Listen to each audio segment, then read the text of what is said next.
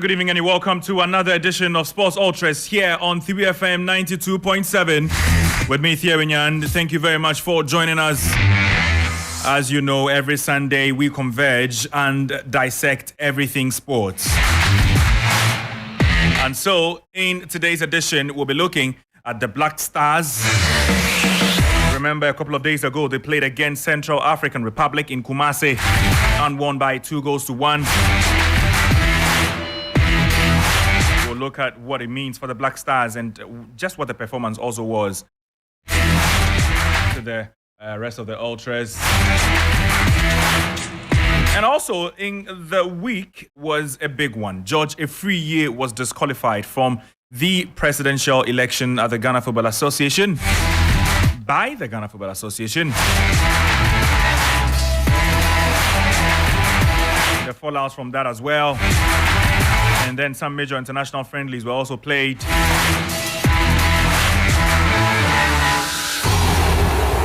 And then we'll look at some news that came through earlier today. Germany coach Hansi Flick has been fired.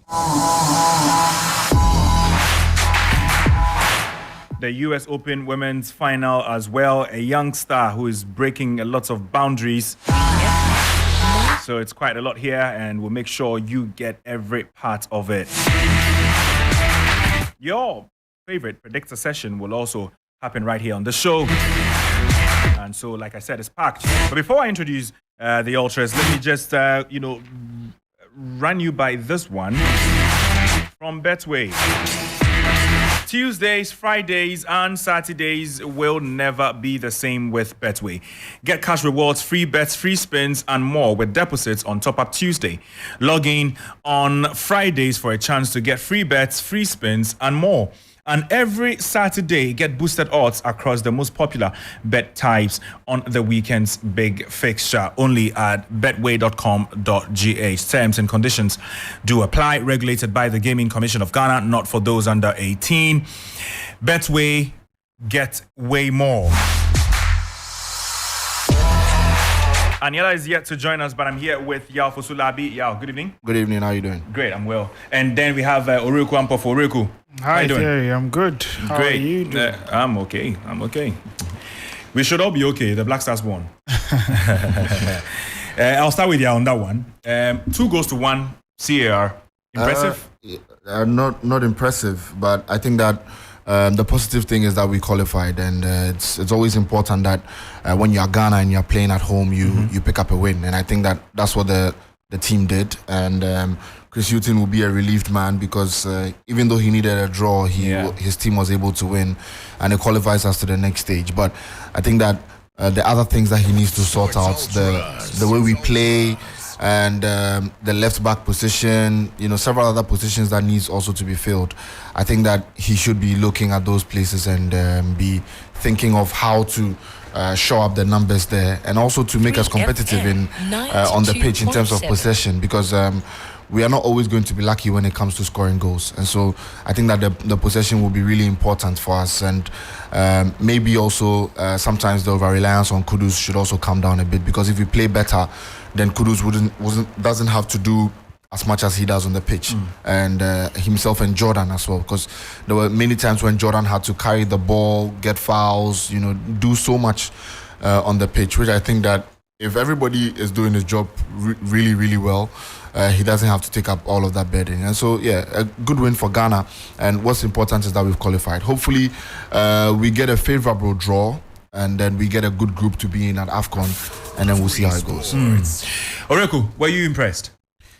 With some aspects of the game, there's always room for improvement, especially when you have a coach who's still relatively new, just 4 games in, and I don't think since Chris took over he's had access to his best possible players. There's always been the issue of injuries or availability issues. If you look at this caller, for instance, his first choice centre back pairing in Amate Salisu were absent. Thomas Partey was also absent. There was no Kamaldeen Sulemana, and so there's still parts of the team, yet to really come and make sure that he has the full complement of his Ghana squad. But then again, it's also important to notice progress because I think that's the first time we're scoring 2 goals under Chris. And so it was my main concern when we went down. Yeah. We hadn't scored more than 1 goal in a game, but they managed to find a way, and I think it's a good step, especially because of the situation that the team found themselves in. I thought it would have been a disaster not to qualify for the Africa Cup of Nations, and I'm sure the players knew that. There was a lot at stake, not only qualification but also the Imperials Babayawa record, and so it's good that they were able to, on that score of results, at least make sure that none of those records were touched. But there's still a long way to go. And I'm sure Chris will be the first person to acknowledge that there's a lot of work to be done with the team. And that's the reason why I'm not happy with some of the decisions. Because for me, I believe... Which decisions? Selections? Yeah, I think selections. That's the first thing. Because, for instance, this morning... we all woke up to news that Baba Rahman had been excluded from the squad because of an injury that he picked up. And we had Fatau Hamidu coming from Mediama. Now, look, we have to be honest with ourselves. If we all know Fatau Hamidu will never make the AFCON squad. And what's our aim? It's the AFCON. Yeah. I think that, look, we have a fantastic opportunity in a friendly game in Liberia. Mm-hmm. Something that we've not really had. Chris has not had the opportunity to play. I don't think he's even played a friendly game where you can be able to really assess the players without any form of pressure. It's just been qualifiers. So you have a very wonderful opportunity. Remember, the AFCON is in January. Mm-hmm. And so you're only going to get to camp your players for about a week and a half. And so every game from now counts. And then he goes on to bring, Hamidu, a player that I don't know whether he's there because Mediama won the league. But I don't even think he's probably, if you ask anyone around, he's probably not the best left back in the league. Like, he didn't have a season that would have your eyebrows after. Why is he not being called to the national team? Like other seasons where we're seeing the likes of Dennis Kosa, Imoru Ibrahim, having really good campaigns locally that there were people pushing for them to be in the national team. There's been nothing as such for Hamidu. And that's because he's been okay. He's just been okay. But then again, we were made to believe that there's a standby list, and Fatau Isaku was on that list. And so when Painso left the team because of injury and didn't travel to Kumasi, Fatau Isaku, who was on the standby list, was contacted, and so he came in for him. If really Hamidu was on the standby list, then I'm disappointed. It means that beyond Baba Rahman and Gideon Mensah, are we trying to say that we don't have any new left back who can slot into the team? We're trying to say that all the other left backs that we've given call-ups in the last 6 months, you're looking at someone like Imoru Ibrahim. Within the past year, you're looking at Dennis Kosa. You even look at Patrick Pozo. What's the point of calling all of these guys if there's not going to be any continuity? And then you give that spot... Wasn't also a case of, it being a rash decision and finding the easiest way possible? Maybe that could be the case out there. You just have to choose a local player who's in town. Because then, less costs, logistics are easier to manage that way. But as I said, the AFCON is just around the corner. Yeah. Baba Rahman had a slight injury before he came. Mm-hmm. He came and it looks like he might have aggravated it. Yeah. There's a possibility that Gideon Mensah may also be injured. And especially looking at the injury record of our 2 left backs, there's a real possibility that we might go to Ivory Coast without one of them. So this was another good opportunity for you to really assess a third force in this left back competition. Yeah. And then you go out to bring someone that I can tell you today that he will not make the AFCON squad. Forget the AFCON. We have further international matches in October. He'll probably not even get a call up again. So what's the point? Well, and it's even similar to the Jonathan Soa call up. It's almost like Mediama won the league, so let's reward them. Let's reward them with some call-ups. Yeah. Do you think when you look at the Baba injury, I'll be a bit cynical. Do you suspect he really has an injury? I mean, that's what he says. I don't know, but he was booed all over. Every time he had a touch, truth was booed. That he picked up a knee injury, so he didn't. We know that in Park's last game he didn't play. Yeah. But I was surprised he even chose to play. But every time he kicked the ball in Kumasi, he didn't look a bit injured to me. No, that's the thing about some of these players. There's that fear that if I don't play, they will think I'm not patriotic. They will think that I don't want to play for the national team. And so, the truth is, we know that a number of the players. That over your career? Knee injuries are not something to toy with. A number of the players are playing with injuries, especially on this pitch. So if I were Baba, for example, considering I have paid my dues with at the Black Stars, it's not like I'm now making my second appearance for the national team. He's been here. Everybody knows what he can do or cannot do. I have an honest conversation with the physios, with the medical team, with the technical team. You know what? I am not fully fit. If you can't just rely on me for maybe 15 minutes. I can't play that. Let Gideon start. I think that's because we've seen big players choose to sacrifice, and it goes awfully wrong. Where they miss another 6 months, miss proper club football, and then their careers dwindle down. I don't see the logic in that. That I know that I'm not fully fit, especially when it's a knee injury, and I think that especially on pitches like this, it can be aggravated anytime. So why won't I have that honest conversation with them? Why wouldn't they also see the value in the conversation we should have, and then decide, I am not fully fit for this. You have a very, very good option as well waiting on the flanks. Why not rely on the guy? Because this is the same thing Thomas Partey is grappling with. Every time he's injured and he says he's injured, nobody believes him. So the players would just, exactly. And it's the same thing Essien had to deal with. So, I know maybe he's injured, but if he played through the injury, I feel like ultimately that's what he had to do to prove a point to Ghanaians that he just has to honor the call-up and make sure that. But you see, it's very dicey place It's counterproductive because in the end, your performance is affected and your reputation keeps on being tainted. Exactly what I'm saying. And you see, you don't really gain anything, do you? Let's just safely go with the fact that he really was injured. Baba's performance was not great, and unfortunately, and I was cringing where I was in the stadium. Every time they booed him, I was almost caught shouting at 5 or 4 people around me, like, give him a chance, because then it's not like he's made such a huge error that's leading to goal. He's just misplacing passes. He's mistiming his tackles. He's not in the greatest of positions. Yes, of course, these are the biggest mistakes a fullback can make. At that point, especially where Ghanaians are. Yes. Just so anyone knows who is talking, sorry. At that point, especially where Ghanaians are with our performance so far, it's something that we would not want to tolerate. Yeah. And so people will be a lot more harsh. Would you have booed him if you were in the stadium? I would not have booed him, but in my head, or maybe I would have texted Yao, Charlie, what this?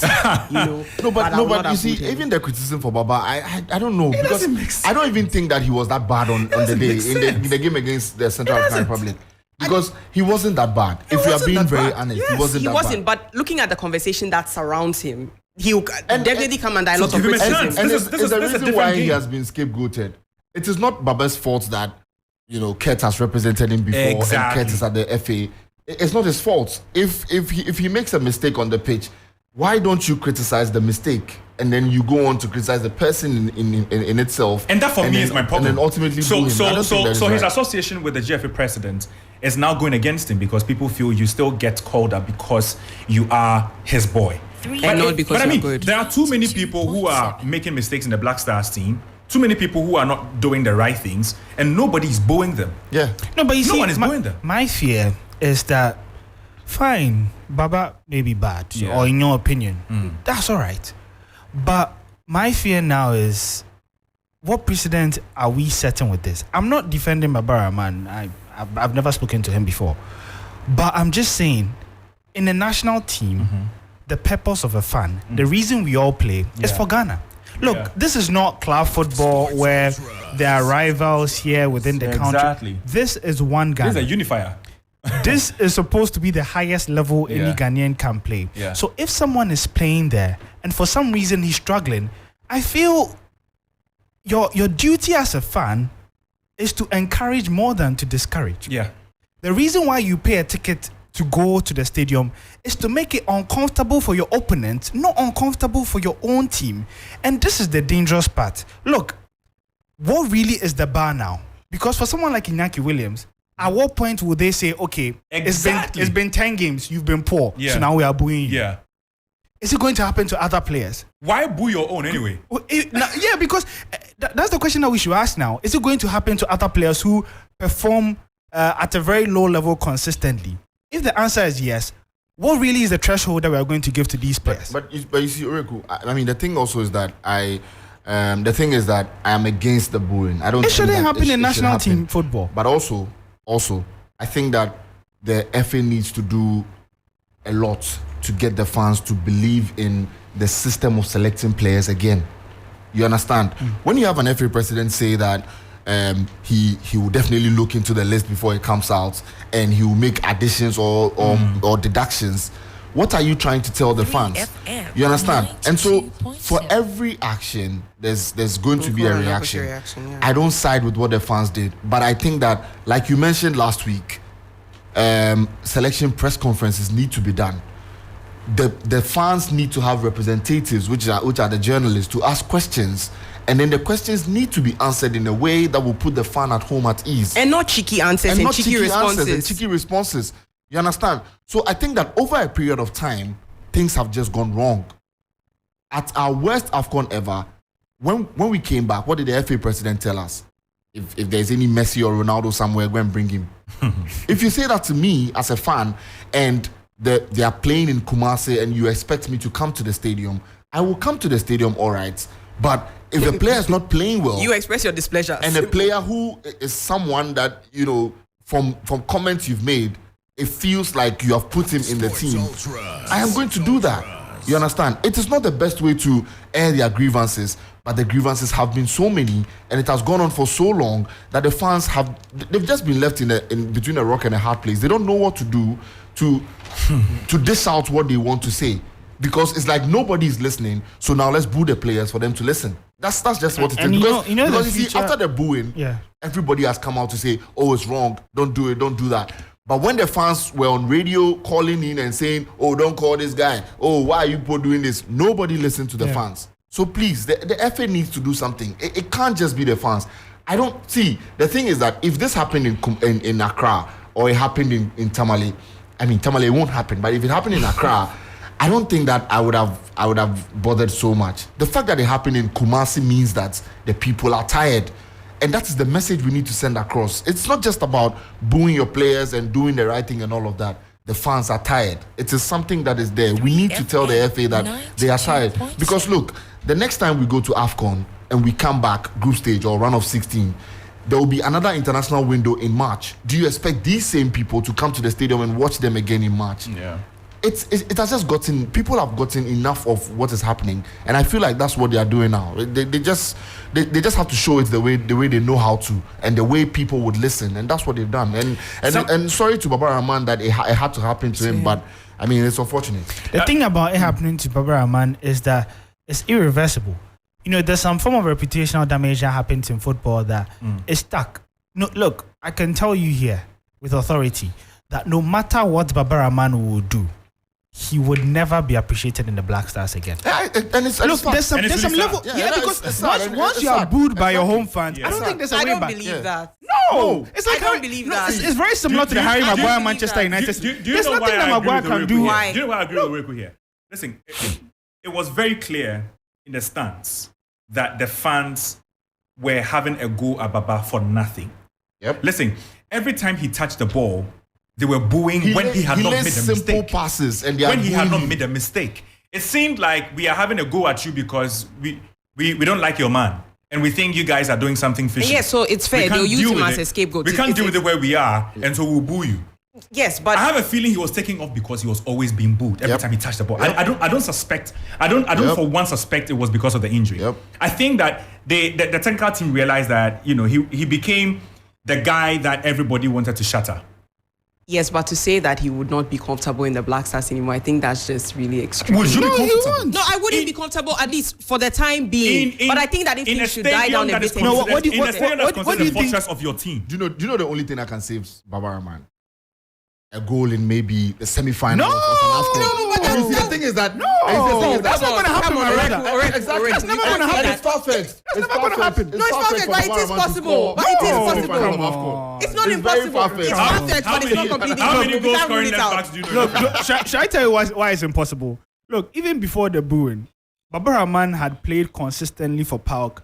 You know, there had been some good aura around him in the past few weeks where his videos had come out and even people were hating on him on social media and say, oh, Papa has started to settle and getting game time power. Perhaps this is level. He helped them in the Conference League qualifiers and all that. And Park is not a bad team. Really. Yeah, so in my head I was like, oh, maybe there could be some small resurrection for Babar Ahmad. And then when the lineup dropped, I looked at the coach and I was like, huh? It's almost like nothing happened. Everyone, why is Babar Ahmad here? Why is Babar Ahmad here? Yeah. Why is Babar Ahmad? So right from the onset, there's that bias already. Even when he's had his best form at club level in the past few months. Yeah. This was the merit. It was met with another controversy, and now he was booed during the game. Look, there's no way back. There's really no way back. And you see, the thing is that the more you force it, the more they will keep on. The fans won't stop. The fans won't stop, but we can also try our bit. There's nothing you can do from here. Look, they are representing the larger masses and what people really think about him. It's rather unfortunate that he's being used as a scapegoat. But I've seen this story too many times, and I keep on citing Harry Maguire at Manchester United. Look, it gets to a point where even now when he's playing for England, the microscope is still on him. And look, every player makes mistakes. Perhaps if you go back and watch the game, there are about 3 or 4 players who probably performed worse than Babar Ahmad. Ali made several mistakes. Ali Dusedu made several mistakes. But you see, the thing about... And then he puts in one tackle and the whole stadium is shouting his name. And I'm like, what the hell is happening? Because you see, the thing about when you're under the microscope is that every mistake of yours... And Chiziki was wasting time left, right, center. When we were chasing a win, people were complaining and nobody booed him.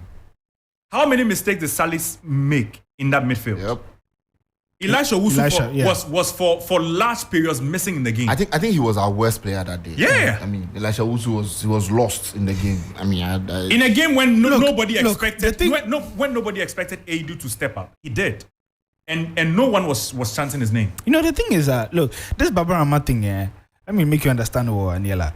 It's not happening. I will not understand. It's not only happening because of the game against Central African Republic. This is something that people have had within them for years. Yep. It's only coming out at the wrong time. Really. Yes. Yep. And so your action today, look, with them booing him during that match, it shows you that there's absolutely nothing that he can do to erase what people have thought of him. It's like they are fed up. You know one funny thing that happened? So I think before he was substituted, I think about 5 minutes before he was sacked, Kudus may have found him. I've forgotten who put him through. Yeah. Then he decided to cross. He did. He found a target, and instead of clapping for him, they were like, "Oh, wait there, yeah." Yeah, no. They were like, "Oh, wait there, wait there."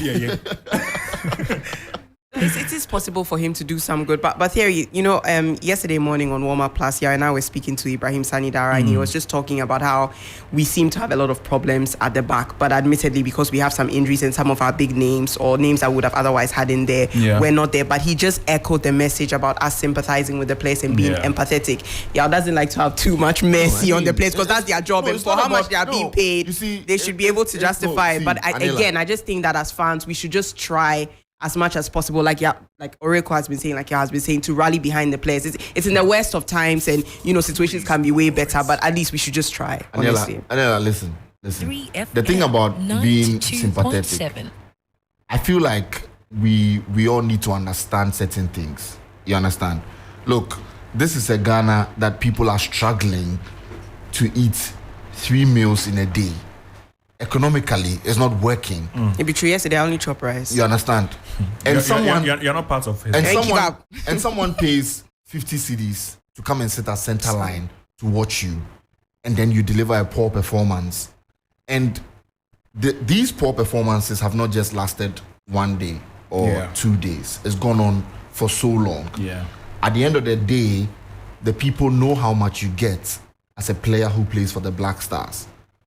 Is anyone thinking about a guy who sells coconut on the streets and has to save money to come to the stadium? Sorry to cut you here. We need to go for a quick break. We'll be back and we'll continue the conversation. I'll come back to you. Coconuts, that was the last one. Over there.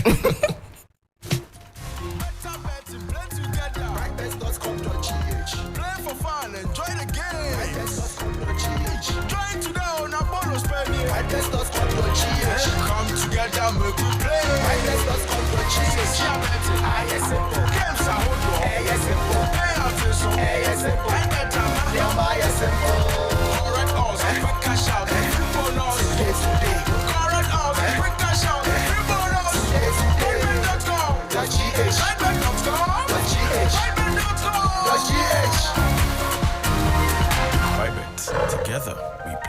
This advertisement has been vetted and approved by the Gaming Commission of Ghana. Bet responsibly, not for persons below 18 years. Gaming can be addictive.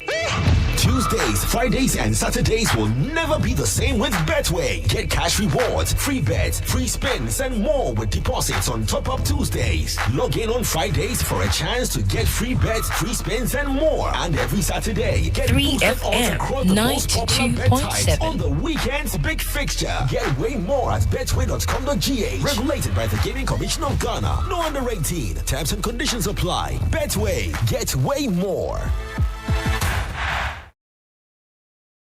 This is 3Sports, the best sports team in the country. Get interactive with us across all social media platforms on Facebook, Twitter, and Instagram at 3SportsGH.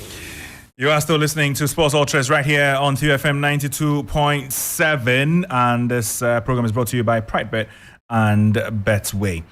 Now let's get back to the conversation around the Black Stars, and you're making a point. Yeah, About the coconut seller. Yeah, so I was saying that if the coconut seller has to save money to come and see the Black Stars, and they play in this kind of way, and then maybe he gets an opportunity to call on a radio station and vent his anger, or says things that should be done or should not be done, and then people at the FA come out to give you cheeky answers to the questions that you are asking. What do you want this guy to do? I mean, obviously his reaction Exactly. would be... No, what do you want this guy to do? Yeah, we just all need to do better. Because you see, you are getting so much money. As a footballer, you are getting so much money. I understand the thing about being sympathetic and all of that, but you are getting so much money. And the thing is that the people who are giving you that kind of money are not helping your cause, because you don't have a voice for yourself. Because how many times would someone like Baba Rahman even be at a press conference with the coach? Yeah, that's also another issue. Exactly. Some of the presses and even the fans just wanted to hear You from the understand? players. People go to Exactly. hotels and they are easily able to access some players, sit down. I'm not saying Thank that you very you should much. spend your whole time at the hotel sitting in the lobby, Yep. because obviously you have a game to play, you have training. But sometimes being accessible to the fans, being accessible to journalists, and just getting a perspective helps. This is touching on Baba's personal PR team. Exactly. And making sure that that's the they- thing. So, Yeah. I mean, we need to be sympathetic, but I feel like the FA also have to be, very... They should just know what they say to the people. Because, look, I mean, if they are doing this in Kumasi of all places, then what is happening? It's bad. I mean, it's the center for Black Stars' greatest support in the country. So it was really, really awkward to see one of our own being booed like that. But let's talk about another player for the next few minutes, and that will be Inaki Williams. What can we do, must we do, should we do for Inaki Williams to get involved? Because I'm not even talking about him scoring. He's not involved in the play. He has a few touches here and there, but in the entire time that he's playing the Black Stars, I think that's the best we've seen. He missed the sitter at the World Cup. You will forgive him for that. I don't, you won't forgive him? Who would forgive? Okay. No. You could forgive him for that. But to think that this is a player that keeps getting opportunity after opportunity and he's not getting involved. I am not Semenyo's biggest fan, but he comes on and there's sudden life. He proves Ghana's his attack. worth. You know, we need to talk about Inaki Williams. He's my guy, but currently he's not. Theory, initially, if you had asked me at the World Cup stage, the sitter that you referred to, I was a little livid and enraged. But back then, I thought that perhaps it'd be time. We just give him a little bit more time. You know, he's new to the side. There was a lot of excitement surrounding his introduction. Everybody wanted to see what he had. So I think that we had ballparked our expectations so high that what we saw was incomparable to what we had expected. But now, I'm wondering if it has to do with his positioning. I don't know if you prefer to play on the wings or, up top was really the best choice for him. I don't want to say time anymore, because I think that for the kind of game that we are playing and for the kind of results that we are seeing, we can't keep saying time. Yeah. Then when are we going to see the Black Stars in their true form? When? Decades from when I'm 50, when I'm 40? I can't wait that long. I don't know. I don't want to say time anymore. This was supposed to be a golden generation assembled by the current GFA administration. But it looks like some of them are really flopping. And unfortunately, one of the biggest catches we had, in this assembly is Inaki, and he's not doing well, Regu.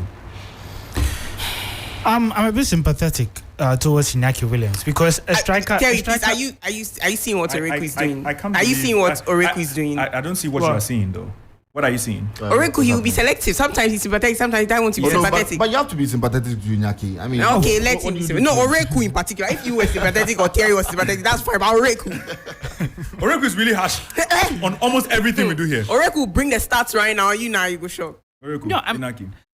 I understand the predicaments that he finds himself. He's a darling boy, so nobody's insulting him, Charlie. No, it's not. I don't even.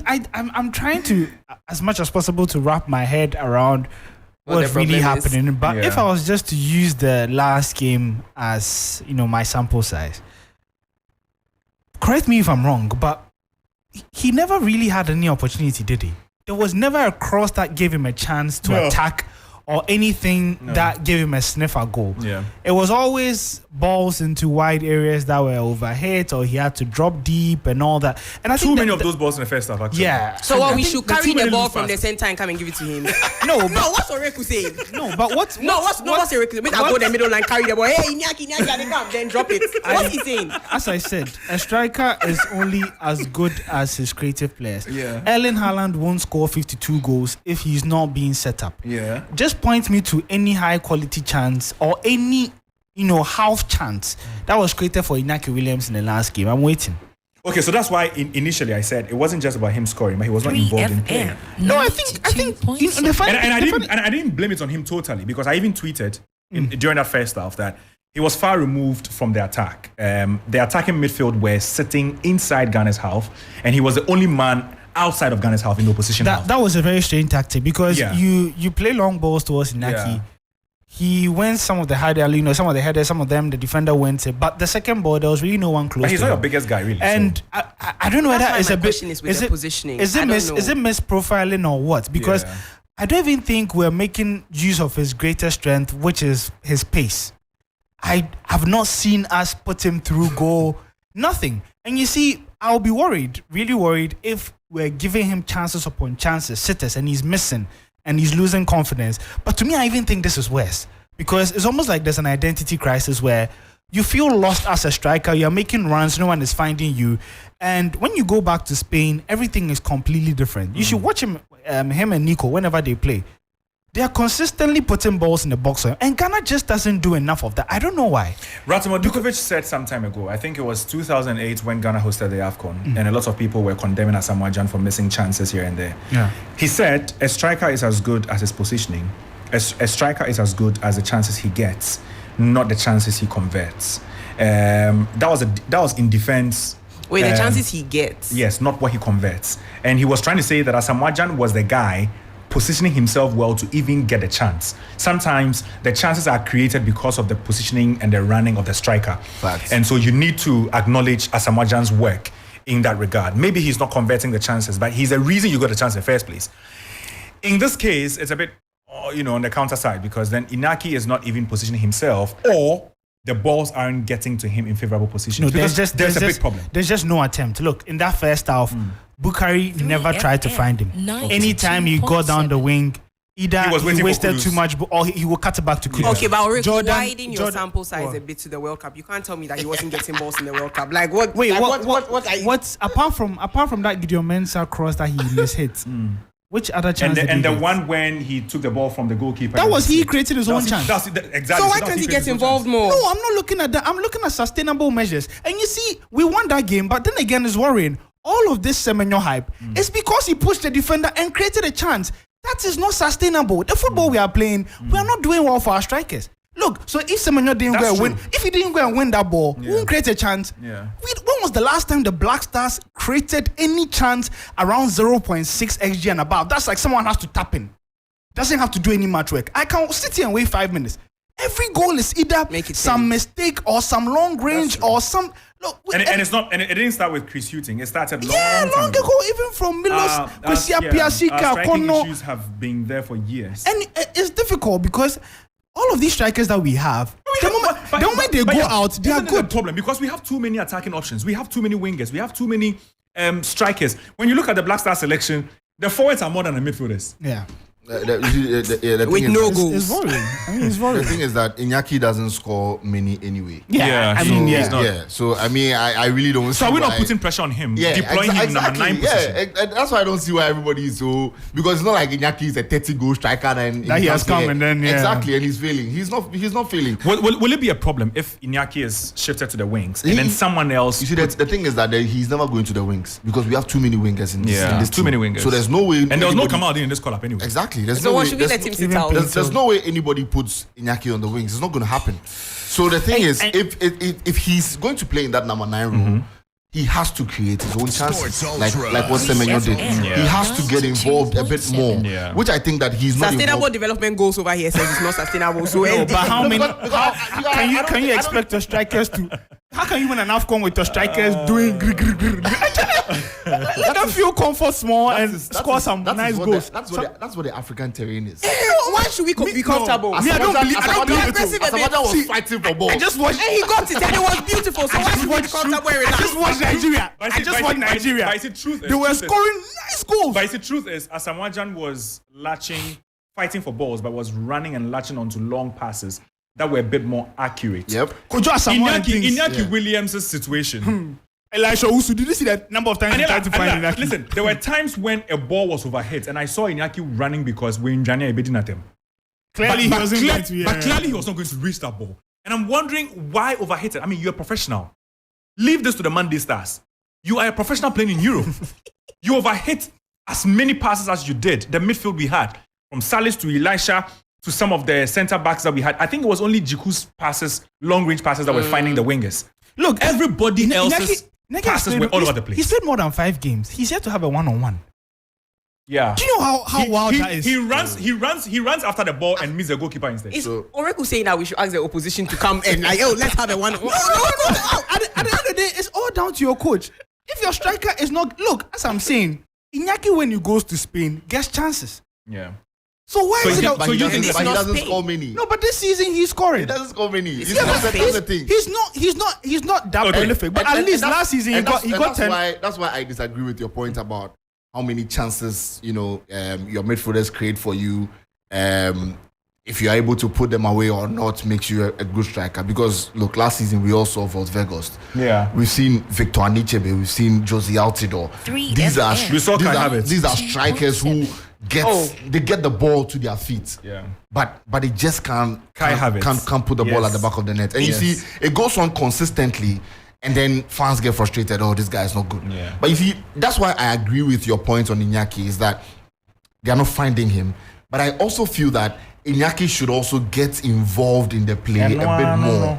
Because you see- isolating yourself Oreku at said strikers should be comfortable. You see, there are 2 things. You can be that type of striker where you drop deep like Nicolas Jackson, feel the ball, do all the. Yeah. But at the end of the day, the closer you are to the action, the more goals you won't get. But Benzema was part of the action. He was scoring goals. No, that is Real Madrid and an elite team that there are some chances, and the type of goal Benzema can score there. Like you don't even look at that. Look, none of our players are of that caliber, not even half. But I'm just saying that in a game where we saw Iñaki drop deep, Yeah. he came off the bench against Angola away.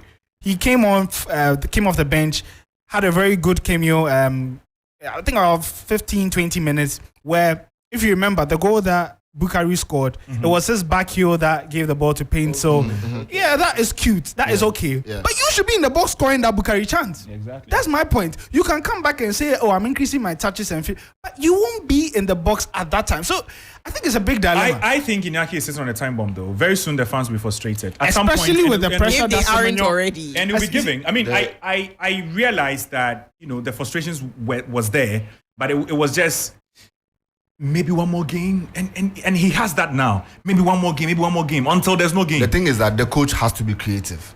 I've always mentioned it because look, if the coach decides to play Semenyo ahead of Iñaki, I don't think that he needs to drop Iñaki to the bench. Yeah. What he can do though is to either try a 2-top 3FM. or put Iñaki 92.7. on the left wing Wait, where 2-top he likes with to who? play. 2-top with Semenyo, Which is possible. which is possible. I don't remember last time I saw Black Stars play a 2-top. which is possible. I think it was Baforjan and Yeah, Samajan. exactly.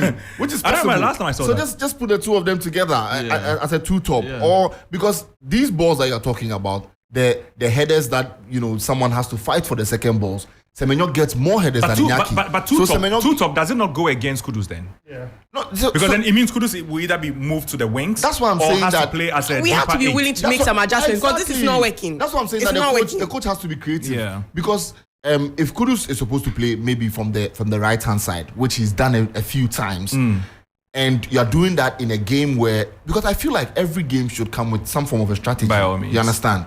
And I don't think that every game, Bukari here, Jordan here, it makes it even easy for your opponents to know what you're going to do. Anyway, but the coach has to be creative. Yeah, we'll move on from this. Just to wrap up. Reku. To wrap up on the Black Stars, it's a very 2 important. seconds. It's a very important point. Done. A very important point that I want to make, that there's a habit of pitch invasion going on. Yeah. It's not cool. Yeah. It's not cool on two fronts, because first thing, Where if you did it really even come from? yeah, because it barely used to happen. The last game, Ghana were actually on the attack 1-1. At least if you're doing a pitch invasion, choose the right time. the right time. When you Ghana struggle to sustain possession. Pitch invaders don't think to be honest. No, but you see, for the first time, Ghana had pushed Central Africa back, where I think Salis had just given the player Sulia. yeah. He was about to move the ball wide. We'll see what comes from there. Some by force Sulia. And then someone just pops up from nowhere. And the second reason is the fact that anytime there's a pitch invasion during a qualifier, the association pays $10,000 as a fine to CAF. So now we've paid $20,000 in those 2 games. That's good money. Something has to be done. Yeah, that's good money. That's The coconut seller. I honestly think that's why they took the games away from Cape Coast. Yeah. Anyway, so we will be going for a quick commercial break. But before we do that, let me just run by you what some of the very important results have been across the continent. I'm talking about the qualification for the 2023 Africa Cup of Nations. Libya drew 1-1 with Equatorial Guinea. Angola drew 0-0 in Ghana's group against Madagascar, and that was after Ghana had, beating Central African Republic by 2-1. Tunisia also beat Botswana by 3-0. Niger were at home to Uganda, lost by 2-0. Algeria drew 0-0 with Tanzania. Egypt beating Ethiopia by 1-0. Mali also beat South Sudan by 4-0. Burkina Faso drawing 0-0 with Eswatini. And then Mozambique also beating Benin by 3-2. Malawi 2, Guinea 2. Mauritania 2, Gabon 1. Ivory Coast 1, Lesotho 0. DR Congo 2. Sudan 0. Senegal 1, Rwanda 1. Comoros 1, Zambia 1, Togo 3. Cape Verde 3, and then Nigeria beating Sao Tome and Principe by 6-0. Later coming up is Gambia also against Congo, and that will conclude Gambia's group. Let me just run by you what the standings are before I go for the break that I spoke about. Where are my standings? Okay, so in Group A, we would have Nigeria top with 15 points, Guinea-Bissau second with 10 points, qualified. In Group B, Burkina Faso and Cape Verde have qualified. In Group C, there isn't a resolution there, so I'll jump to Group D, where Egypt and Guinea have progressed to the 2023 AFCON. In Group E, Ghana and Angola are through. In Group F, it's Algeria and Tanzania. In Group G, it's still not confirmed. Like I said, Gambia and Congo will play later today. You have a feeling Mali and Gambia will be the qualified teams. Mali already progressed. And then in Group H, it's Zambia and Ivory Coast who have progressed in that particular group. In Group I, it is DR Congo and Mauritania. And then in Group J, it's Tunisia and Equatorial Guinea. In Group K, it is South Africa and Morocco. Liberia, only 1 point. And then in Group L is Senegal and Mozambique at the expense of Benin and Rwanda. So that's it with the AFCON qualifiers. Let's now take a quick breather. We'll be back with some more right here on Sports Ultra. Stay tuned. Tuesdays, Fridays, and Saturdays will never be the same with Betway. Get cash rewards, free bets, free spins, and more with deposits on Top Up Tuesdays. Log in on Fridays for a chance to get free bets, free spins, and more. And every Saturday, get boosted odds across the most popular bet types on the weekend's big fixture. Get way more at betway.com.gh. Regulated by the Gaming Commission of Ghana. No under 18. Terms and conditions apply. Betway. Get way more.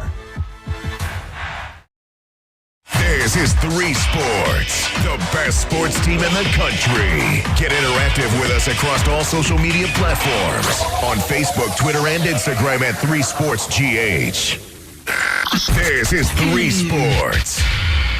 All right, so you are listening to Sports Ultras right here on 3FM 92.7, and we're bringing you some more.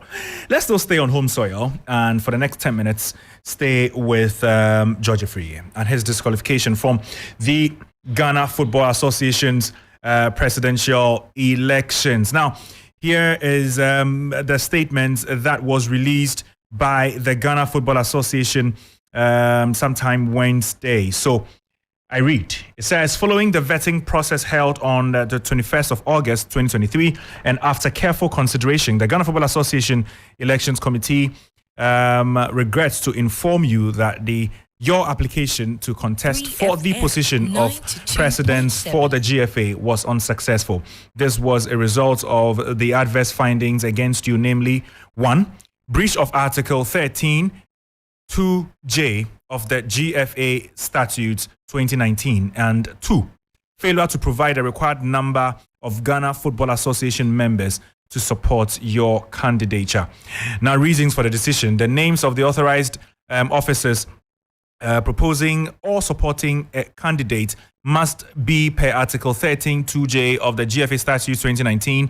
Therefore, the persons authorized to propose or support a candidate must be persons whose names are captured in a list of officials, specifying those who are authorized signatories of the right with the right to enter into legal binding agreements with third parties. Any changes of officials and authorized signatories shall be communicated in writing to the General Secretary within 30 days of the said change. In addition, the authorized officers of the GFA members stated on your nomination form were to attach a statutory declaration indicating that the above GFA members are supporting only one candidate for the position of president. On your submitted nomination form, Susubribi Sporting Club, Emmanuel, the signatory was Emmanuel Frimpong, General Manager, proposed you as a candidate for the position as president of the 2023 GFA elections. 5 members of the GFA who supported application were as follows: Nuedu Biase, Yakubu Abdul Salam, Brekum Chelsea, Bernard Jantwa, Ediana FC, George Jewu, Brekum City FC, Kweku Efrifa Insian Asare, and then Victory Club Warriors, Jeffrey Sari. All the authorized persons above signed the declaration indicating that they have proposed or supported only your candidature and no other candidates for the position of president. There was, however, a statutory declaration sworn by Nana Ameyao Menu of Techiman 11 Wonders, which had no reference to your nomination form because no such person had signed the nomination form. I think that if I want to go on and on and on, it would, take too much time and drag. But it said that the last part of the letter says right to appeal. Should you wish to appeal against the decision of the election committee, you shall be required to lodge an appeal to the GFA Appeals Committee within 3 clear days of receipt of the committee's decision in writing, supported by any documents you wish to bring to its attention, or before 5 p.m. Monday, 11th September 2023, in accordance with the provisions of the GFA Statutes 2019 and the GFA Regulations on Elections 2019. This was signed by the chairman of the GFA Elections Committee, Joseph Bernard Ashali, Esquire. So this is or has been the development at the GFA concerning the elections. George Free has been told to set out the elections and the reasons given as I read. Guys. I mean, Terry, definitely, if we look at the GFA statutes 2019, it's pretty clear on what the requirements are, what you are supposed to do if you're vying for the position of president. Yeah. First things first, you have to have a GFA member that is proposing your candidature, and then you need 5 supporting members who are kind of supporting your applications as well. And with them, even though they also stated on your nomination form, they also have to attach a statutory declaration, just declaring certain things that meet their requirements. But what it is basically is that this Jeffrey Asare from Victory Club is stated to be a director, and well per the GFA checks, if you look at the letter that you just read that's dated 28 August, they're saying that he's not a director of the club, which is why there's an issue here. And even if we are looking for a fifth member in there, which is the Nana Ame Almenu, they're saying that his name was not stated on the nomination form. So even though he has a statutory declaration attached, his name is not there. So it still doesn't make up the 5 number. Yeah. We're looking at his options now. And then, like you said, in the bottom of the letter, it has to do with the appeal. And the date is tomorrow. So I'm not sure what he's going to decide to do right now. He's already appealed. Yeah. He's already appealed. He has already Yes, appealed, yeah. Yesterday, when we were talking to Ibrahim, he was trying to be very diplomatic with his responses. But we'll see. We'll see how it plays out. Again, due process just has to be followed if we're looking at what the law says. Even though he did mention there can be issue in there saying that, you know, George's not the only one to have this happen to him. But we'll see how that plays out. Yeah, are the GFA right? You see, the thing is, I feel like because this is like very deep in law and statutes is the reason why, you know, Aniela is here to make you come out for there. Explain some of the statutes for us. But I think that from what I saw from the statement and everything, there's just something wrong with George's application, which he needs to appeal. He's too experienced to be making mistakes like this. I mean, sometimes you can't. No, because I mean, you're looking at someone who's been vice president before. Yep. He's contested, you know, for the presidential position before. Yeah. He's definitely served on very, very high positions at the GFA. Yeah. He knows all about this. Yeah, exactly. He's well connected as well. Yeah. I mean, how does this happen? And you see, the thing is that sometimes there's like a human error somewhere. Yeah. You understand? Maybe in the case of Jeffrey Asari, for instance, maybe he was made a director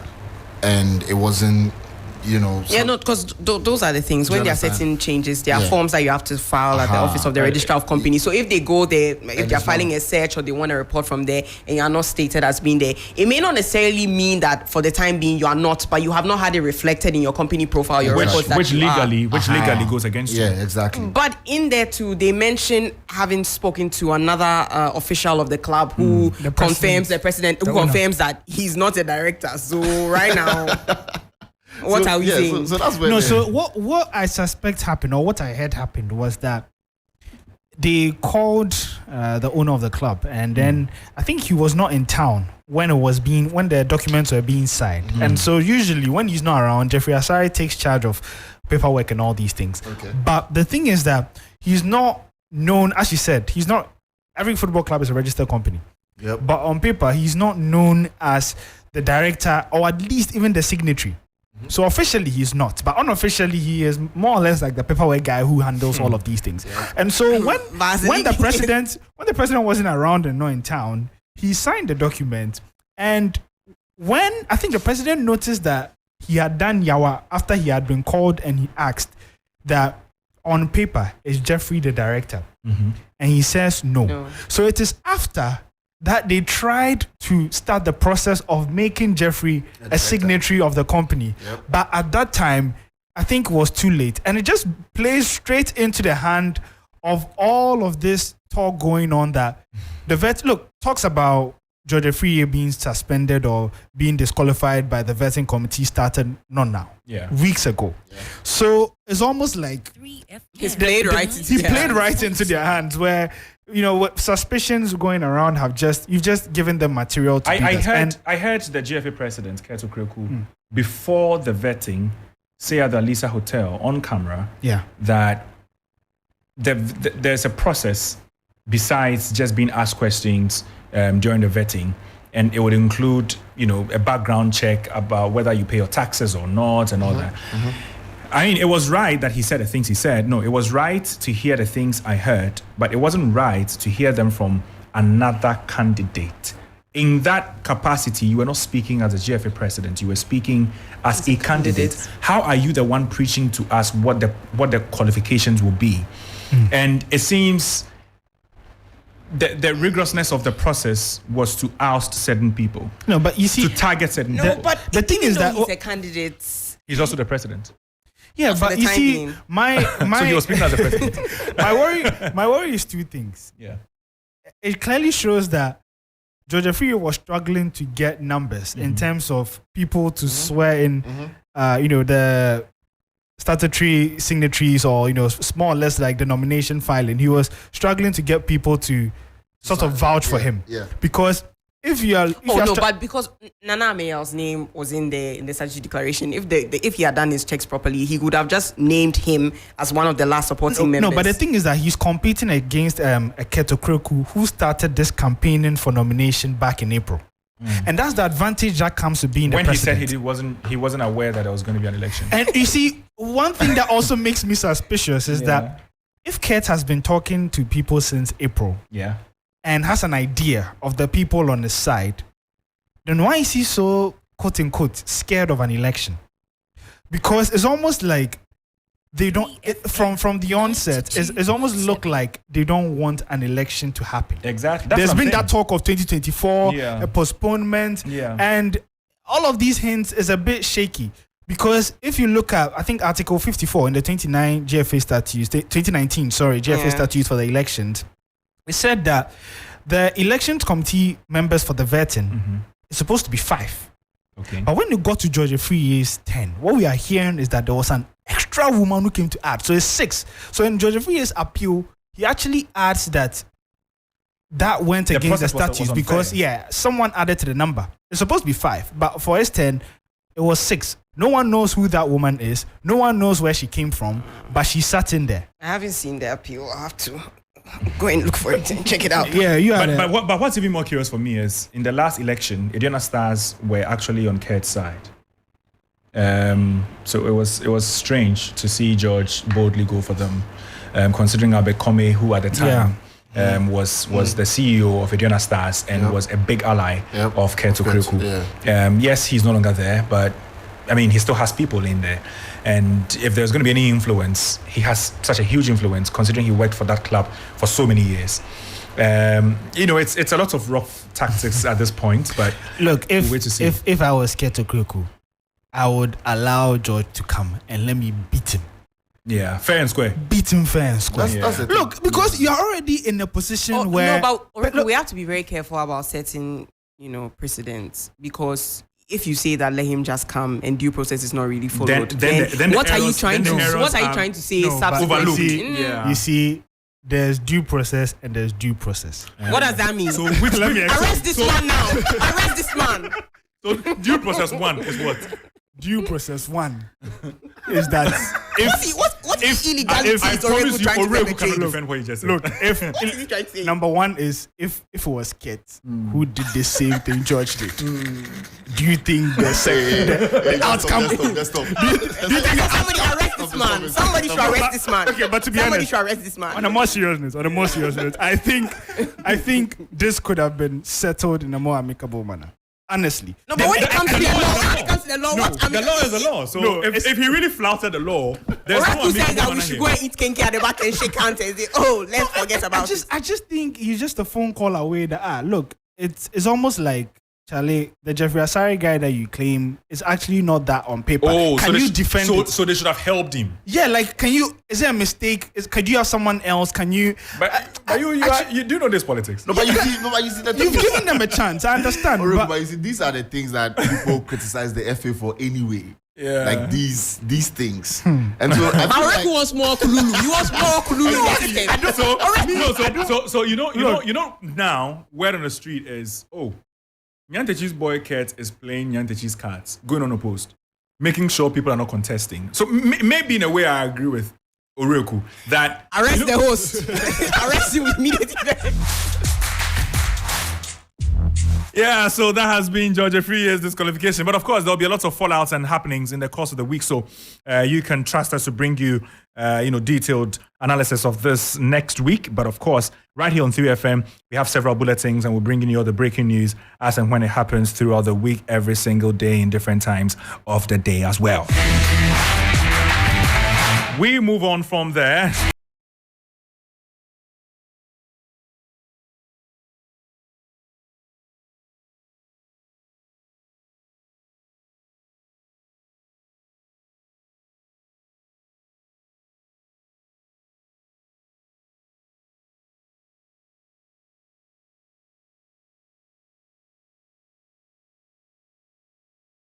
Straight to the international friendlies. A number of them have happened, and the most shocking result was Germany losing at home in Wolfsburg against Japan. Kai Havertz was a scorer. Sorry, was the striker in that particular one. And I don't know why Anila No, I'm not laughing. I just saw a picture of Rudiger's feet. It just came into my mind. 4-1 at home. What that means is Hans Flick has lost his job as Germany head coach. We'll talk about that before we move on to some other games, including USA beating Uzbekistan by 3-0. But remember, in South America, the likes of Argentina and Brazil were also playing, and very, very important milestones for Lionel Messi and Neymar. We'll talk all about that in the next few minutes. Let's start with Germany. Yeah. 4-1 at home. Yeah. That's huge. To Japan. It's incredibly huge. Germany are not good. They just need to understand that they are not good. No, they aren't. And the coach, Hansi Flick, is not good. He just tried to finesse everybody with that with that patch at Bayern. But I keep saying that at Bayern, if you don't succeed at Bayern, I don't know what kind of coach you are. And so I don't think that Germany had to give Flick. And you see, it's gone on for too long. I've just seen a statistic that said he's the first ever German manager to be sacked. In 100, oh really? Yes, in 100, to be sacked. Yes, in 123 years of German football establishment. Actually, come to think of it, he's the because only manager who has been sacked. every time I see a German coach leave, he's left after about 8 years, 5 years, about 2 tournaments, they just semi-finals, final, and then you say I can't do it again. Yeah. Wow. So he's not good. That's the thing. Wassan. And Wassan, they will sack you, and that's what they've done because bro, losing to Japan. 4-1 at home. It's like Central African Republic coming here and shipping us 4-1. That's true. I won't agree. Yeah, that's true. Chris Utino sack him that day. Yeah. In the dressing room. So it's good. Hansi Flick, goodbye. Goodbyes are not bad buys. Bad buys are from bad guys with bad vibes. I think the worst thing perhaps for the German Football Federation was the fact that it was this same German side that last year this same Japan side that last year scored them and sort of derailed their progress in the group stages. That time was 2-1. A few months later, they made it 4-1. They showed you that it wasn't a fluke. They've gone beyond you. Don't be small, let me upgrade you. I think maybe it was a friendly game to perhaps give them an idea of the progress that they've made since that disaster in the World Cup where they couldn't even make it past the group stages. And to lose 4-1 in that manner, the body language on the pitch by the players, it just shows you that it's an adventure that can't go on anymore. And you're looking at a German team where, yes, there's been bad World Cups. 2018 was bad, perhaps. I think that was the beginning of their decline. 2022 World Cup, equally bad. But Flick has had 7 games after the World Cup, and his only win was against Peru. Yeah. He's been atrocious. And I think the worst part is how he hasn't settled on a system. And he's changing so much. And it's just an indication of how difficult the national team terrain is.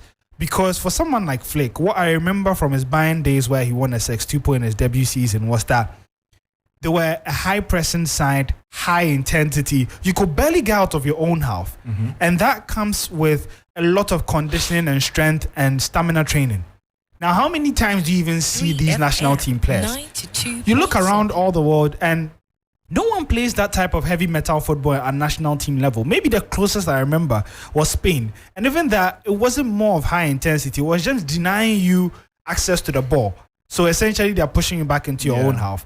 But Flick had to adjust. And I think that adjustment, he could never find a middle ground where every game, it's either he wants to now start playing a 3-back, or now he's playing a 4-back with his full-back inverting, or now he's playing a 4-back with a flat back 4 and all that. He's been changing too many times, and he's trying to find solutions after he realized that his system of play and identity just doesn't work with the national team. And for me, it's a bit sad because the amount of talent that this German team has, they shouldn't fall this far back. I agree that they delayed their transition process in 2018 and they were duly punished when players like Müller were still in the national team. Müller is still around, by the way. But I genuinely still think that if you have players like Vert, Sané, Gnabry, Musiala, Gundogan, Yeah. Emre Can, all of these guys in your national team. Kai Havertz. Yeah, Kai Havertz. It shouldn't be this bad. Are you a German? Yeah. We are talking No, German but national yeah, team. before I go, I Are just you want to German? say shout out to all Arsenal fans because There's no we club know football. but we represented in the Japan. You don't know what we represented. The 4-1, a goal was scored by one guy. Your top striker is not even making bench in England. You're not worried. Good night, guys. Thanks. 2 goalkeepers ahead of Eddie Nketiah.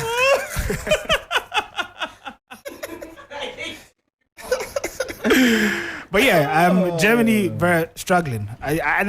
The thing is that it's a very cruel scene, international football scene. Now you can just vanish just like that, and one wrong decision could lead to another. And before you realize, you've gone 6, 7, 8 years without really achieving anything. England had that period.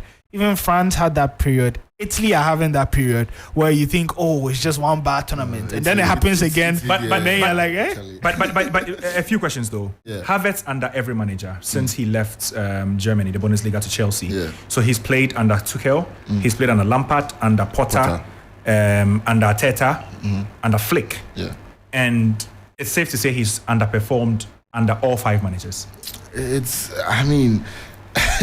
the thing about Havertz is you don't even understand what's happening to him. Yeah. Is it that he's not being played in a favorable role? Is it that he's not getting involved a lot more? You can't really tell with Havertz. And I feel like that's his biggest problem, because if you're a coach and you want to keep faith in Havertz, you're only keeping faith because you know that he can give you some good moments and he can score that odd goal. Yeah. But how many times are you going to give him those chances to give you that odd goal? Is where the problem is. And I think that he's creating a huge problem for himself. When should he just admit I'm a midfielder and go back to midfield?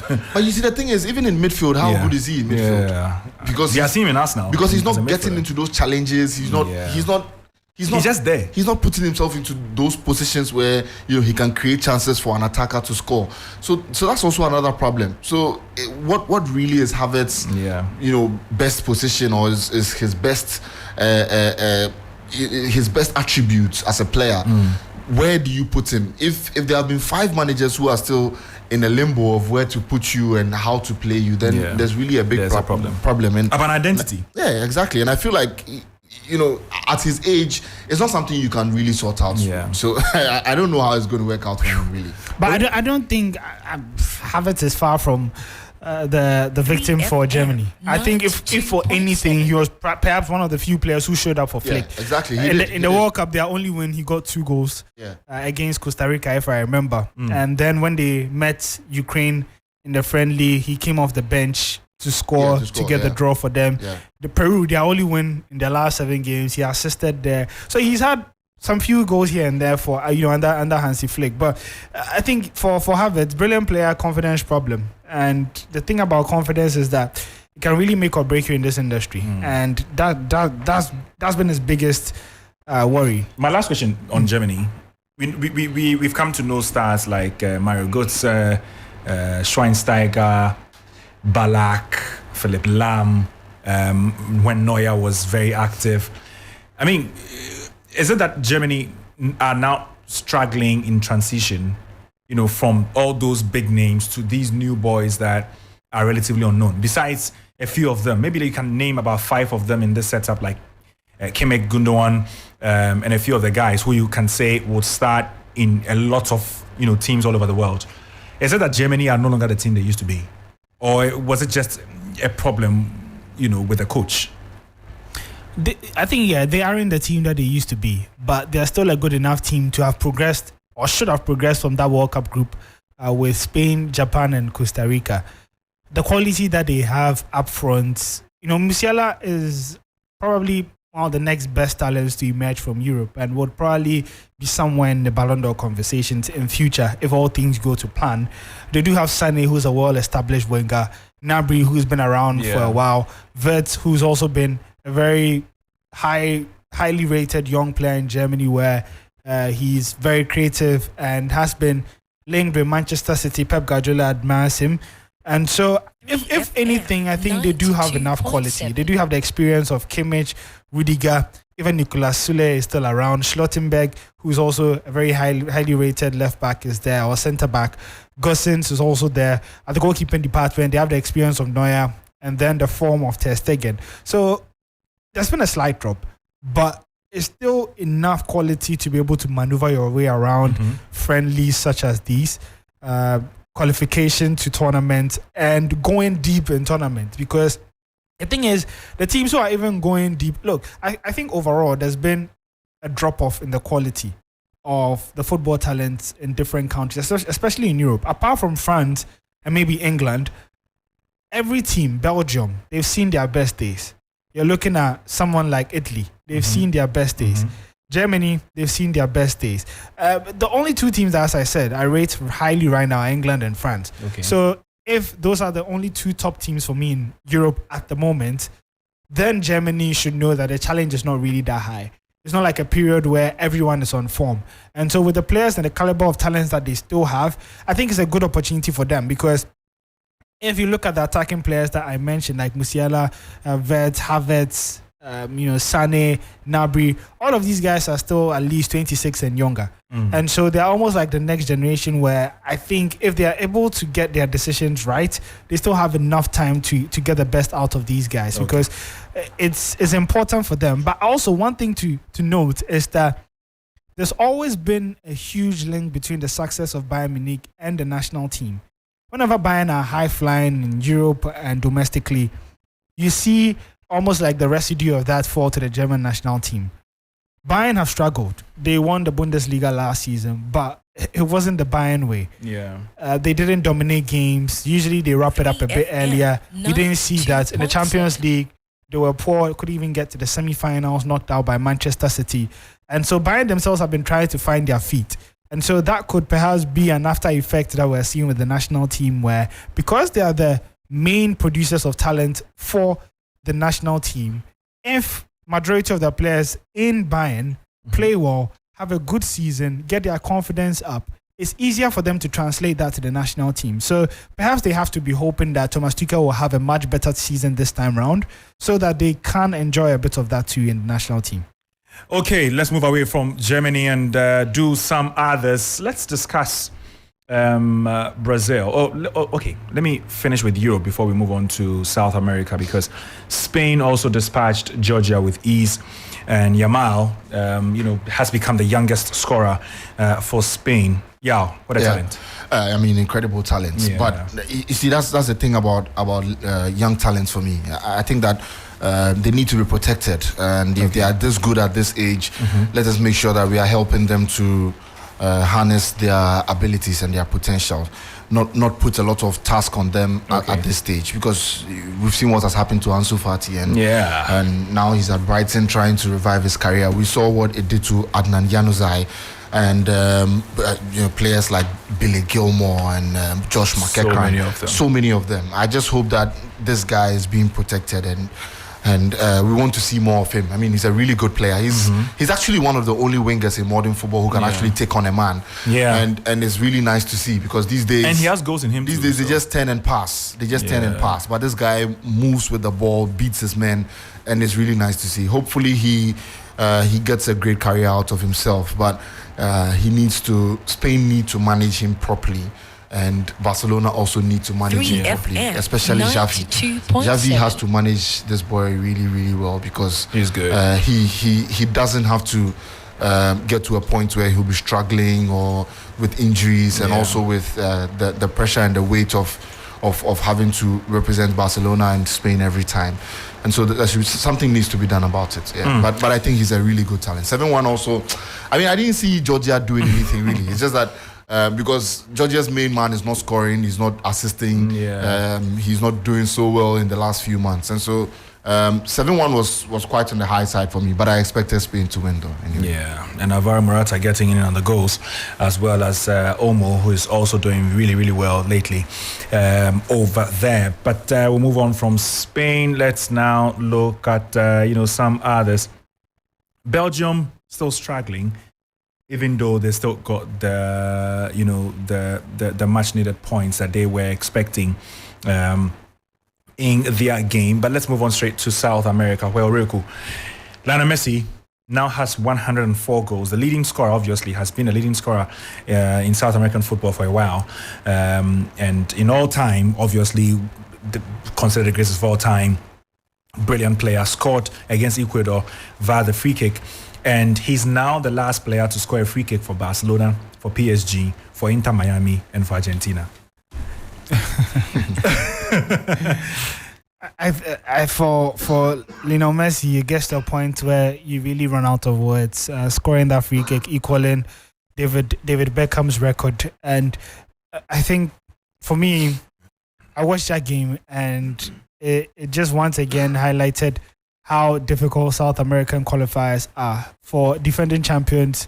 Really aggressive, really tough. To come out in their first qualifier and struggle this much. It just tells you the level of competition, especially in South America, to be able to book a ticket for the next World Cup. But Messi, brilliant once again. And I think it just shows the strategic planning that has gone into his game, where even though he's Inter Miami, you're not really seeing a drop-off because he's surrounded by players who are willing to work twice as hard to be able to accommodate him, and so it's good for them to be able to still benefit from Messi and his magic. But I think the next game would even be tougher, where they go to Las Paz away at Bolivia, where the altitudes are incredibly high. We've seen players ask for oxygen in matches as such, so it's a tougher test for Messi. But at his age, at the level of football that he's playing,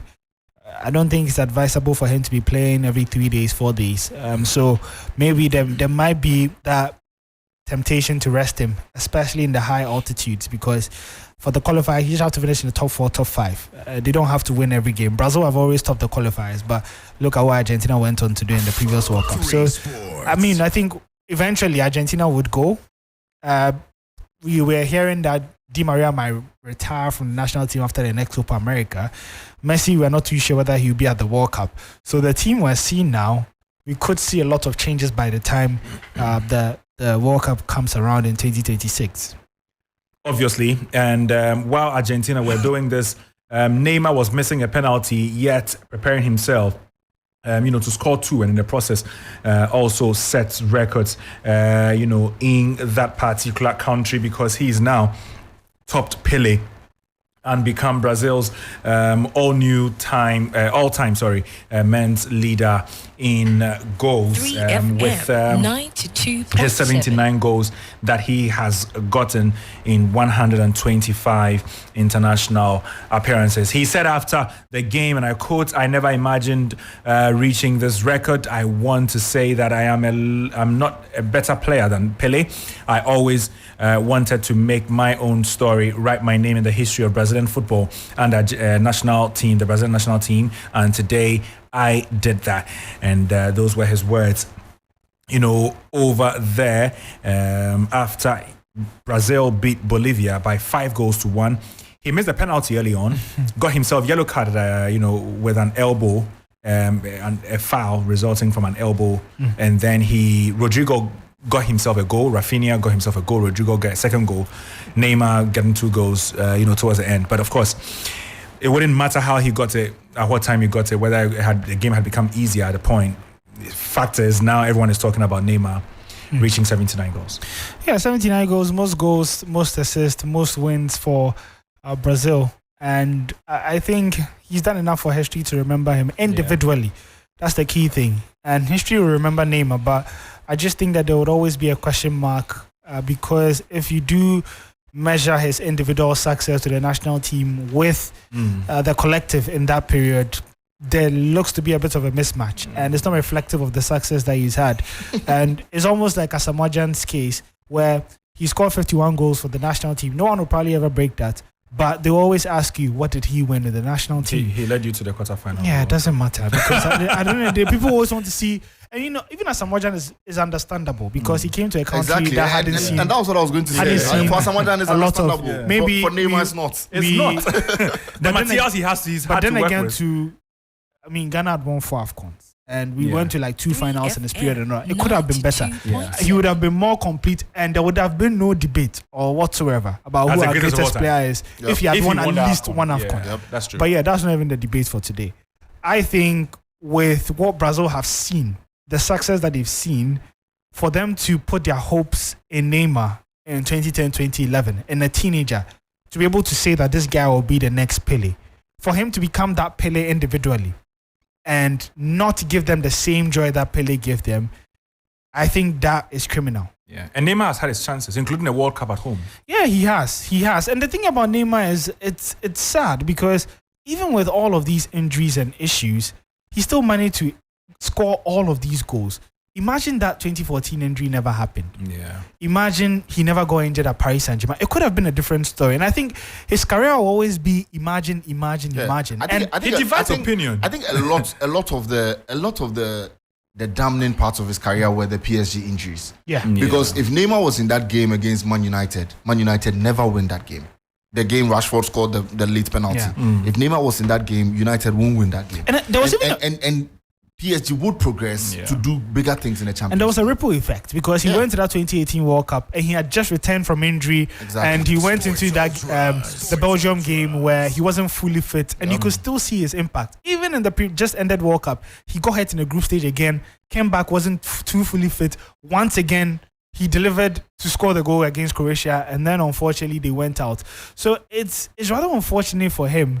But you know, the tricky thing about the Neymar discourse is that if you are blinded and don't know who Neymar is, and you look at his numbers, achievements, and had no idea that this was supposed to be the next big thing, you look at his career and say, wow, that's something that a lot of people will envy. Exactly. But That's actually with true. the weight of expectations on his shoulder, From when he was 17 years. and that's the dangerous thing. Exactly. You can never do enough. It's almost like you're being pitted against Ronaldo, Messi, Maradona, and Pele. Maybe not Maradona, Pele. Yeah. So at club side, you're being compared to Messi, Do you Ronaldo. guys genuinely think Neymar has done enough in football? I don't think he's done enough in football. I mean, I think on an I like him as a player. I genuinely dislike him what the last 6 years or so we've gotten from Neymar as a football fraternity, because I think that he could have given us more. yeah, way more. Way more. Way more. I think he Maybe- chooses when to shine. He chooses the games to play. Maybe he shouldn't have left Barcelona. You Yeah. know, maybe No, me, I he think he stayed. should have left. I don't think The so. idea behind I that don't move think was so. great. Look, in the first few years at PSG, that was his team. Yeah. He was playing some of the best football you've 2015, seen I Neymar. think. And Yep. I think it was necessary because no matter what Neymar would have done, he would have never surpassed Messi. You can't be in the same team with him and then expect to be the king. And in his head, PSG presented that opportunity plus more money. Can we take it like this? So in a season, Yeah. Messi scores 30 goals. Yeah. Neymar scores 50 goals. Still will be in Messi's shadows. Yeah, he will be. It's the same way Haaland is Yeah, in no, Messi's no, shadow no, he'll be. after scoring 52. In a different team. Yeah, but Yeah. that's the thing about it's true. Messi. It's true. And in a World Cup year where Messi won the World Cup, I think it's a different context. No, but I'm just saying that whenever you are you're competing against Messi, it's just so hard that you have to do triple what he does. sometimes The triple thing is not enough. Even Ronaldo is struggling. Yeah. That's the thing. So, it's And you gonna- see, the but, thing- but the thing about Neymar for me is that when you compare Neymar to some of the Brazil's most iconic players, Rivaldo, Ronaldo, and Mario, those guys, the I mean, Nielsen. all of them will tell you. I think even Ronaldo himself will tell you that if he ever had an opportunity to play a World Cup in Brazil, he would have won it. Exactly. No, but you know one part that about, is one thing that goes against That's Neymar. one thing that goes against Neymar. but also another thing that, Captaining the team. that the other players they cannot talk about is that the only time I can confidently say Neymar had a decent Brazil team was maybe the last World Cup. Think about that 2014 team that was battered by Germany. It was Oscar, William. Look, it was the 2018 Renato Augusto and things. Fred. Look, he's never had anything close to a start. It's only this past year or last 2 years that the likes of Rafinha, Rodrigo, Anthony, Vinicius, Richarlison. Yeah, if these boys came around 10 years Because, ago, yeah, I think they would have achieved a lot to be more. fair, Ronaldo's era had Rivaldo, Yeah, had like Cafu, imagine had Neymar was Roberto Kaká. Carlos. But you wouldn't even have to work hard. Just being in that team alone, the fear that you put in, so you see, it's errors. so you see, the thing is that like Messi gave it one more goal. Yeah. for 2022. Maybe Neymar should give him one more go in 2026. Hopefully. And let's see, because if Brazil have this team, and with the younger boys that are coming, they should be able to do it. Because one more go. After 3 years in Saudi Arabia. I mean, see, that's the thing. Now he's going to Saudi. Charlie. Anyway, so let's take a quick breather. We'll be back. Remember, our sponsors are Betway and Pride Bet. We'll take a message from them, and then we'll conclude with some tennis. Tuesdays, Fridays, and Saturdays will never be the same with Betway. Get cash rewards, free bets, free spins, and more with deposits on Top Up Tuesdays. Log in on Fridays for a chance to get free bets, free spins, and more. And every Saturday, get boosted odds across the most popular bet types on the weekend's big fixture. Get way more at betway.com.gh. Regulated by the Gaming Commission of Ghana. No under 18. Terms and conditions apply. Betway. Get way more.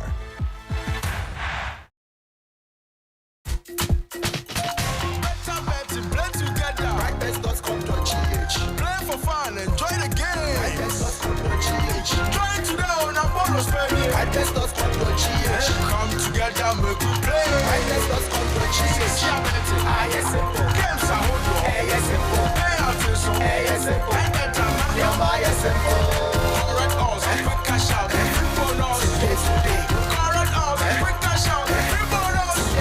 Betway.com.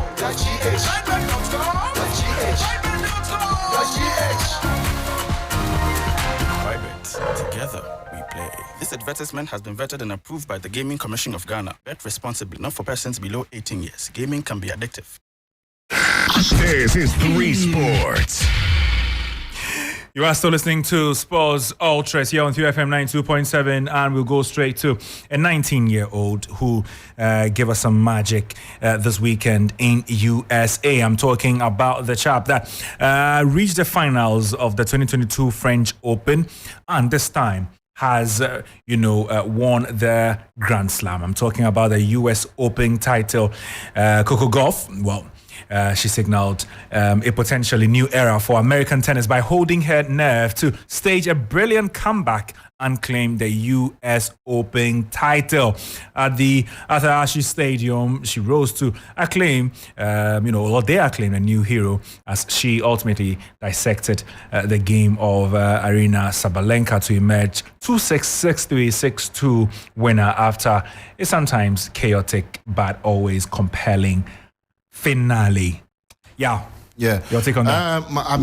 Coco Gauff is. I'm a fan of her. I think that the thing is that in tennis, being a woman and being black, you're just out of the question, and for her to be able to do it, Serena and Venus have opened the way. Even Sloane Stephens has opened the way for her. But I think that she's always been in the picture. She's but never really lifted. Yeah, she's also written her own story, and at 19, it has come for her. And I think that the thing about Grand Slams is that the first one you win is always important because it sets the tone for whether you would win more or not. And I think that the mental toughness that she's already getting should help her in that context. But brilliant performance yesterday. But tonight, though, Medvedev Djokovic, I really hope that it goes Djokovic's way. But Medvedev, Djokovic fans in the house. Medvedev can be very, very tricky, and so we'll see how it goes. Oreku, 2 finals, one yet to be played, the other played. I think for Coco Gauff is really impressive what she's managed to do.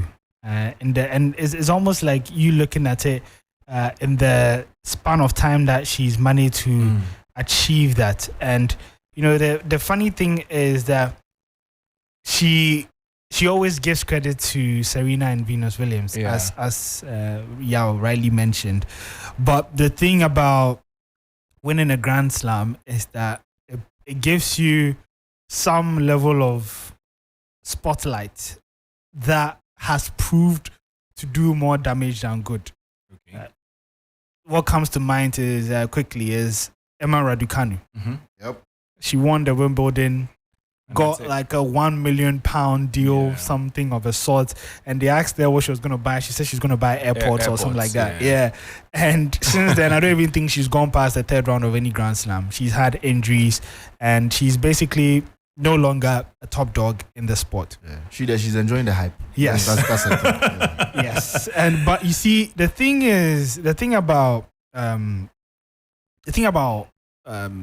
Coco Gauff is that she's surrounded by a good team, a very good team, because the thing is that when she started out, she was with her dad and family things.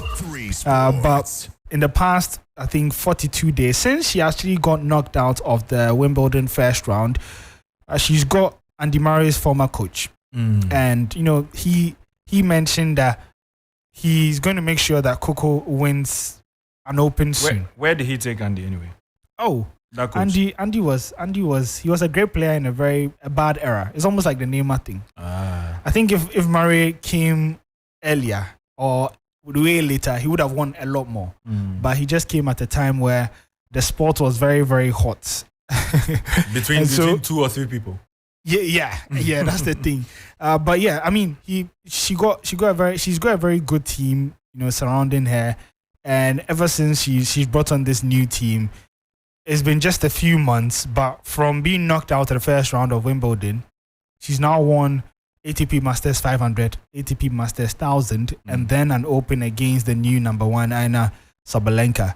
But I was just telling y'all this afternoon that the real challenge for her now is that 2 of your biggest titles that you've won in your career came in the US. That's the Cincinnati Masters 1000 and then the US Open. So it's almost like you always have the support of a crowd going your way. So the big question now is that what do you do outside the US? And I think that's the next big challenge, because in individual sports, you cannot downplay the impact of the crowd and how they help you mentally and help you stay in games, and sometimes destabilize your opponent. So I think Australia, same hard court, would give us an idea of how far she really has come, because this time she will have to do it without a crowd. But then again, it's been an incredible rise. It's just been 42 days since she got knocked out of the first round at Wimbledon. And as I said, she's won 3 titles. So it shows that she's changed a lot in her game. There's also more maturity, because the Coco Gauff that I saw months and years ago would have easily panicked in a lot of situations. After losing that first set against Sabalenka, I thought, oh no, the game is gone. But she found a way to still come out and win it. Even the semi-finals where she was leading, and at a point she ended up dropping a couple of games and now allowed Mukova. I think she was about 4-1 up, and then Mukova came back to 4-4. She managed to still break Mukova and still win that set. And it tells you the amount of mental training that she's gone through. And tennis is one of the few sports where there is a really direct translation or direct proportion between how tough you are mentally and how you get your results. And it's a sport that is very, very, very strict, is very brutal. And so if you're not mentally prepared, someone like Sabalenka, all the tennis that she's played, mentally she's still even not up there, and she still has moments where she ends up losing focus and all that. But I do think that that's one aspect of a game that Coco Gauff has unlocked, and so hopefully we see more progress. What I didn't like was the little chat that she had at the end when she won it and gave the speech that it's more or less like you calling for smoke, and in tennis that's never a good sign. Because now she's saying that people were hating on her when she did the 500, Sports Ultra, and then they're also hating when she did the 1000, and now she's here, she's won the Open. Cool, it's confidence that they are hating as giving you the energy, and now you're winning, and now your light is shining brightest. Those thoughts I think is good to keep in your head. But when you come across as someone who is blowing their horn and all that, it usually doesn't end well in tennis. But let's just see how it goes. Contending the final tonight, I think it would be tough, extremely tough for Novak Djokovic, because the thing is, we've seen throughout the tournament that he's trying to shorten rallies and get points quicker because of the weather conditions, how humid and hot it is in the US. It's summertime. We've seen them complaining about it several times. So his biggest strength to me as a player has always been the ability to stay in rallies. Now he's lost that because of the weather conditions, and he's facing a player who is very aggressive from the baseline. He is a power server, and he's everything that Djokovic hates. I think he has to alter his game if he wants to get different results from what he saw in 2021, where he lost that US Open final in straight sets. he needs to do a lot more network. He needs to bring Medvedev out of the baseline and bring him much closer to the net, because Medvedev from afar can hurt you, but I don't think he's the best of net players, and that's one of Djokovic's greatest strengths. And so it's all about how much Djokovic can move Medvedev today. But whilst he's doing that, he also has to think about his own stamina, because he's also 36. All right, so quite in depth there, and that'll be where we wrap up today's edition of Sports Ultras. My name is Theo Nyan. Thank you very much for joining me. I've been here with Yalfo Sulabi, Aniela Alote, and then Oriku Ampofo, who helped with the analysis of all the topics that we brought to you today. And that'll be all. Same time next week, we'll join you again.